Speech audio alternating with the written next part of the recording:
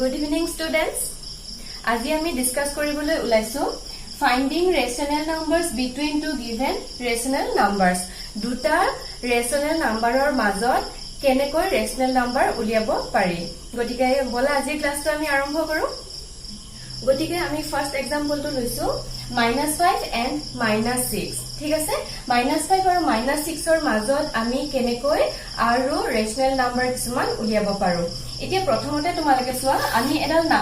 Number line যদি আকো এডাল নাম্বাৰ লাইন আকিছো। নাম্বাৰ লাইনৰ এখিনিত আমি দিলো 0 লেফট হ্যান্ড সাইডত থাকে নেগেটিভ নাম্বাৰস। গতিকে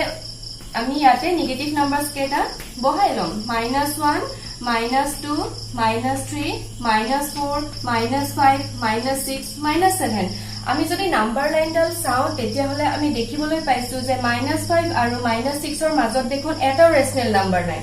ঠিক আছে। কিন্তু আসলতে কি হয় দুটা ৰেশনাল নাম্বাৰসৰ মাজত ইনফাইনাইট ৰেশনাল নাম্বাৰস মানে আনকাউন্টেবল ৰেশনাল নাম্বাৰস সোমাই থাকে ঠিক আছে। আমি নাম্বাৰ লাইনত দেখা পাইছো -5 আৰু -6 ইয়াৰ মাজত কোনো ৰেশনাল নাম্বাৰ নাই কিন্তু একচুয়ালি দুটা ৰেশনাল নাম্বাৰৰ মাজত ইনফাইনাইট ৰেশনাল নাম্বাৰস সোমাই থাকে। গতিকে বলা আমি কেনেকৈ সেই ৰেশনাল নাম্বাৰস বিলাক উলিয়াব পাৰি আলোচনা কৰো।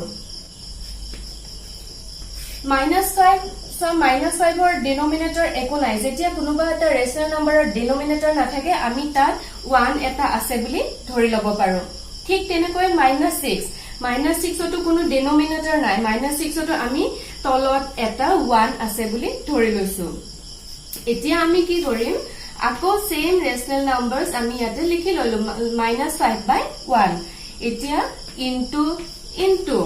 আমি -5 আৰু 1ক এটা এনেকুৱা এটা নাম্বাৰ দি মাল্টিপ্লাই কৰিম যেটো নেকি সেম হ'ব লাগিব। নিউমাৰেটৰক যেটো নাম্বাৰ দি মাল্টিপ্লাই কৰিম ডিনোমিনেটৰৰ সেম নাম্বাৰ দি মাল্টিপ্লাই কৰিব লাগিব। গতিকে আমি সেই নাম্বাৰটো যিকোনো লব পাৰো except 0 and 1 ঠিক আছে। আমি 2ৰ পৰা স্টাৰ্ট কৰি অল পজিটিভ নাম্বাৰস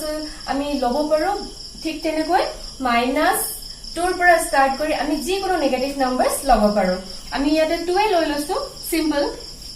তোমালোকে ইচ্ছা কৰিলে বেলেগো লব পাৰা। এতিয়া so -5 into 2 is -10 1 into 2 is 2 মানে -5/1ক আমি -10/2 লৈ কনভাৰ্ট কৰিলো। এতিয়া আমি নেক্সট ৰেশনাল নাম্বাৰটো চাম। সেম ৰেশনাল নাম্বাৰ প্ৰথমতে লিখি লবা -6/1 মাল্টিপ্লাই আমি -6/1ক 2ৰে মাল্টিপ্লাই কৰো ঠিক আছে। 2 খালি মনত ৰাখিবা ডিনোমিনেটৰ আৰু নিউমাৰেটৰ দুইটাকে সেম নাম্বাৰ দি মাল্টিপ্লাই কৰিব লাগিব ঠিক আছে। একেটা নাম্বাৰ দি মাল্টিপ্লাই কৰিব লাগিব। এতিয়া আমি মাল্টিপ্লাই কৰি চাও কি পাও -6 2s are -12 1 into 2 is 2 মানে -6/1কো আমি -12/2 লৈ কনভাৰ্ট কৰিলো। আমি দুটা নতুন ৰেশনাল নাম্বাৰস পাই গলো। আৰু সোয়াল এই দুয়োটা নতুন ৰেশনাল নাম্বাৰসৰ ডিনোমিনেটৰস কেটা একে হয় ঠিক আছে। ডিনোমিনেটৰস কেটা যেতিয়া একে হয় আমি তেতিয়া সেই গিভেন ৰেশনাল নাম্বাৰস দুটাৰ মাজত আমি যিকোনো ৰেশনাল নাম্বাৰ উলিয়াব পাৰো। কেনেকৈ লিখিম আমি সোয়া therefore a rational number between what -5 and -6 -5 and -6 is মই ইয়াত a ৰেশনাল নাম্বাৰ বুলি লিখিছো মানে প্ৰথমতে আমি এটা ৰেশনাল নাম্বাৰ কেনেকৈ উলিয়াই হেতু শিকি লওঁ ঠিক আছে। তাৰ পিছত আমি দুটা বা তিনটা বা পাঁচটা কেনেকৈ উলিয়াই হেতু আমি পিছত শিকিম। এটা ৰেশনাল নাম্বাৰ কেনেকৈ উলিয়াই আমি হেতু শিকিব গৈ আছো। গতিকে ইয়াত মই লিখিছো a ৰেশনাল number between -5 and -6 is আমি নতুন ৰেশনাল নাম্বাৰ দুটা কনসিডাৰ কৰিম -10/2 and -12/2 ডিনোমিনেটৰ কেটা সেম। গতিকে আমি এটা কনসিডাৰ নকৰো। নিউমাৰেটৰস কেটা চোৱা -10 and -12 -10 আৰু -12ৰ মাজত কি সোমাই থাকে বাৰু -10 -11 -12 সোমাই থাকিলে কি -11 ঠিক আছে। -11/2 মানে ইহত দুটাৰ মাজত কি সোমাই আছে -11/2 এটো হ'ব আনসাৰ ঠিক আছে এতিয়া তোমালোকে ইয়াত যদি 2 ৰে মাল্টিপ্লাই নকৰি বেলেগ এটা নাম্বাৰ দি মাল্টিপ্লাই কৰিলা হয় তেতিয়াও বেলেগ এটা আনসাৰ পালা হয় গতিকে যেতিয়া দুটাৰ গিভেন ৰেশনাল নাম্বাৰছৰ মাজত তোমালোকক অন্য কেইটামান ৰেশনাল নাম্বাৰ ফাইন্ড কৰিব দিয়া তেতিয়া তোমালোকৰ আনসাৰটো কেতিয়াও কাৰো লগত কম্পেয়াৰ নকৰিবা কাৰণ দুটা ৰেশনাল নাম্বাৰৰ মাজত আনকাউন্টেবল ইনফাইনাইট ৰেশনাল নাম্বাৰছ সোমাই থাকে তাৰে ভিতৰত যিকোনো দুটা তুমি পাব পাৰা যিকোনো দুটা বেলেগে পাব পাৰে গতিকে এই আনসাৰবিলাক কেতিয়াও কাৰো লগত কম্পেয়াৰ নকৰিবা ঠিক আছে গতিকে আমাৰ এই কোৱেশ্চনটোৰ আনসাৰ হ'ব -11/2 ঠিক আছে তোমালোকে যদি 2 ৰে মাল্টিপ্লাই নকৰি বেলেগৰে মাল্টিপ্লাই কৰা তোমালোকে তেন্তে বেলেগ এটা পাবা হেতু কাৰেক্ট হ'ব ঠিক আছে গতিকে বলা আমি বেলেগ এটা एग्जांपल চাম এবাৰ আমি বেলেগ দুটা एग्जांपल ললো কি -8/11 and -7/11 ঠিক আছে গতিকে ইয়াক আমি কেনেকৈ লিখিম প্ৰথমতে সো ডিনোমিনেটৰস কিটা সেম হৈ আছে নিউমাৰেটৰস কিটা ডিফাৰেন্ট অনলি -8 and -7 আমি যদি নাম্বাৰ লাইনৰ কথা কনসিডাৰ কৰো আমি কি পাম -1 -2 -3 তেনেকৈ গৈ গৈ -7 অৰ পিছতে -8 পাম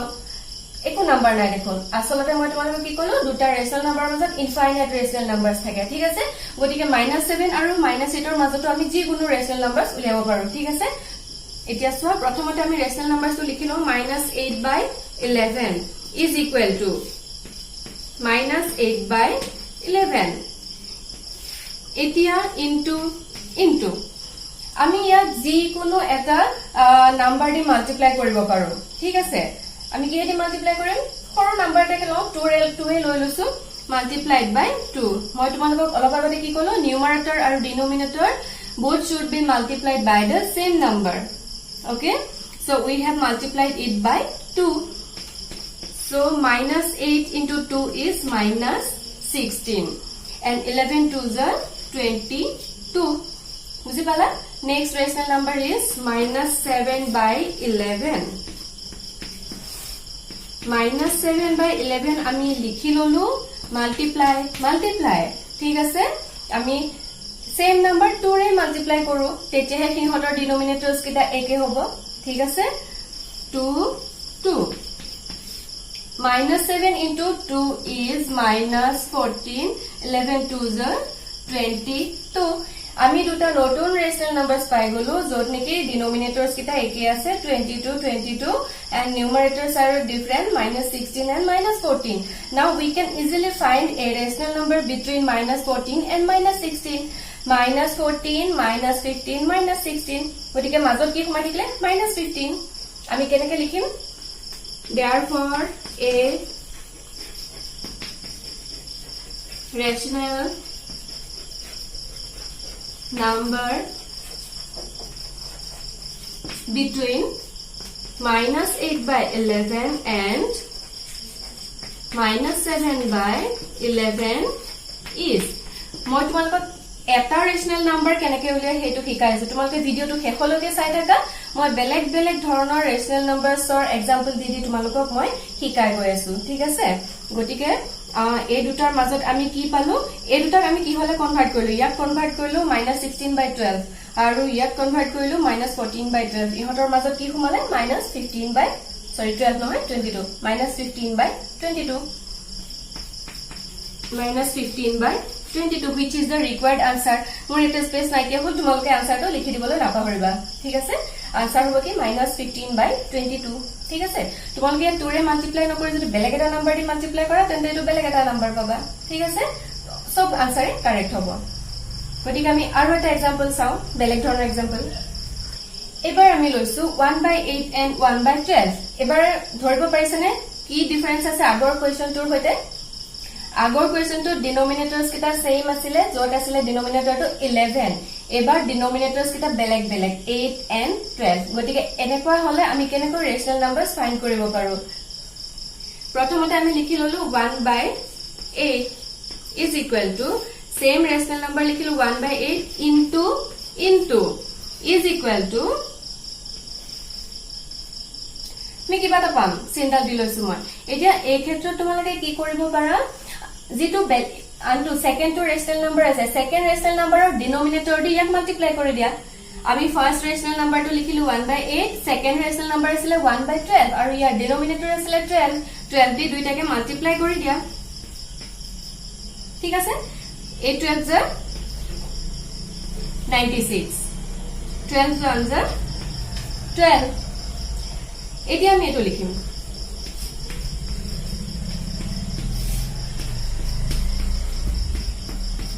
1/12 লিখি ললো এবাৰ 1/12 লিখিছো নহয় গতিকে আমি ইয়াক মাল্টিপ্লাই কিহেদি কৰিম আগৰ ৰেশনাল নাম্বাৰৰ ডিনোমিনেটৰ দি মানে 8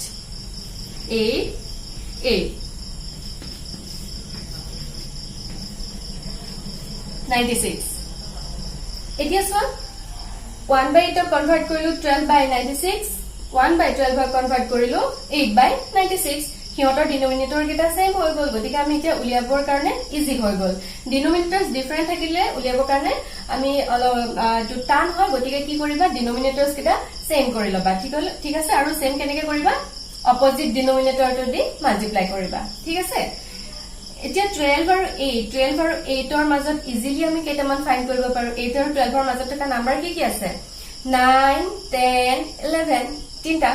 আমি লিখি দিম এই তিনটা উইথ ডিনোমিনেটৰ 96 আমি 3 ৰেশনাল নাম্বাৰস ফাইন্ড কৰিছো জানিবা ঠিক আছে therefore 3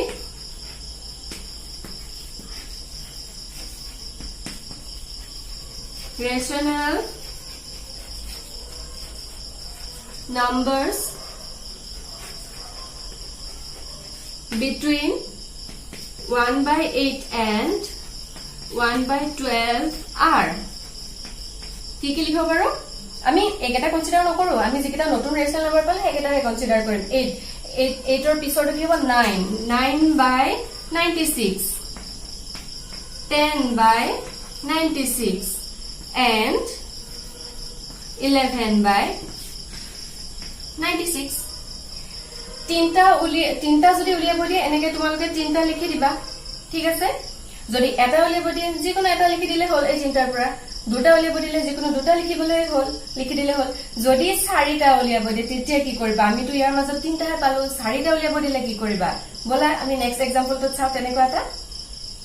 আমি আৰু এটা এক্সাম্পল ললো 7/10 and 6/9 ঠিক আছে সেম প্ৰসেছত প্ৰথমখিনি আমি কৰি যাম 7/10 is equal to 7/10 into multiply by the second denominator that is 9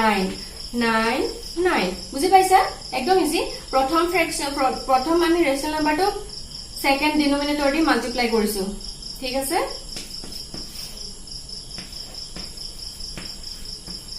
পালো 63/90 এতিয়া লিখিম 6/9 is equal to সেকেন্ড ৰেশনাল নাম্বাৰক প্ৰথমটো ডিনোমিনেটৰ দি মাল্টিপ্লাই কৰিম 10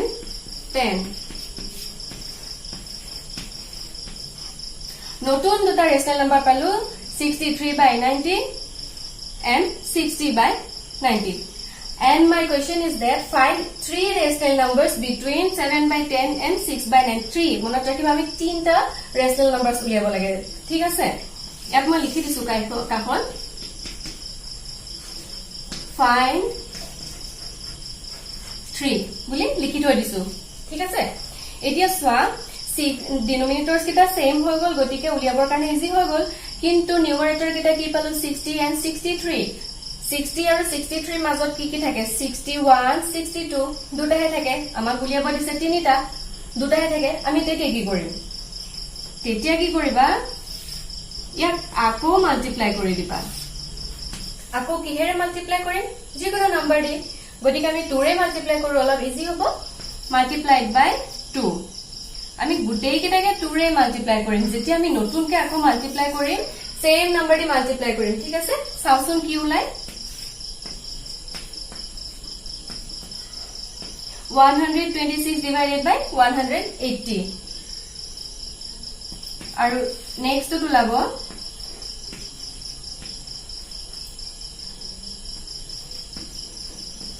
120 divided by 180 এতিয়াও তাহাতৰ ডিনোমিনেটৰ কিটা সেম আছে গতিকে আমি নিউমাৰেটৰ কিটা যদি কম্পেয়াৰ কৰো ধুনিয়াকৈ তিনটা নতুন ৰেশনাল নাম্বাৰস পাই যাম ঠিক আছে 120 আৰু 126 ৰ মাজত আমি কি পাব পাৰো 121 122 123 124 125 পাঁচটা পাই গলো পাঁচটাৰ ভিতৰত যিকোনো তিনিটা লিখি দিলে হ'ল উইথ ডিনোমিনেটৰ 180 ডিনোমিনেটৰ লিখিবলৈ নাপাহৰিবা therefore 3 rational numbers between এই দুটাই লিখিম দে আমি 7/10 and 6/9 are denominator সবতে 180 থাকিব